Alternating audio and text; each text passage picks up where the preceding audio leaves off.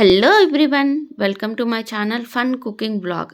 ఈరోజు మనం ఎంతో టేస్టీగా, ఎంతో రిఫ్రెషింగ్గా, చాలా ఈజీగా చేసుకునే వాటర్ మెలాన్ జ్యూస్ చూద్దామండి. ఈ వాటర్ మెలాన్లో కోకోనట్ కలిపితే చాలా టేస్టీగా ఉంటుంది. ఇప్పుడు ఇది ఎలా చేయాలో మనం చూద్దాం.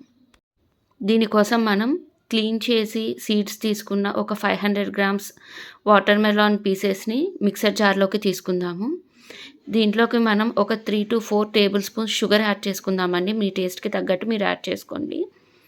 అలాగే ఒక 200 to 250 ml కోకోనట్ వాటర్ తీసుకుంటున్నాను నేను. ఇది కూడా యాడ్ చేయండి మిక్సర్ జార్లో. ఇలా కొబ్బరి నీళ్ళు వేయటం వల్ల పుచ్చకాయకి చాలా టేస్ట్ వస్తుందండి. మీరు కూడా ఒకసారి ట్రై చేయండి. కేవలం 3 ఇంగ్రీడియంట్స్తో మనం ఈ జ్యూస్ని చేసేయచ్చు. మీరు ఒకసారి ట్రై చేసి ఎలా వచ్చిందో చెప్పండి.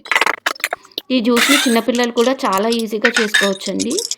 మీరు కూడా ఒకసారి ట్రై చేసి మీకు నచ్చితే లైక్ చేయండి, కమెంట్ చేయండి. మరిన్ని వీడియోస్ కోసం సబ్స్క్రైబ్ చేసుకుని ఛానల్ని ఫాలో అవ్వండి. Thank you.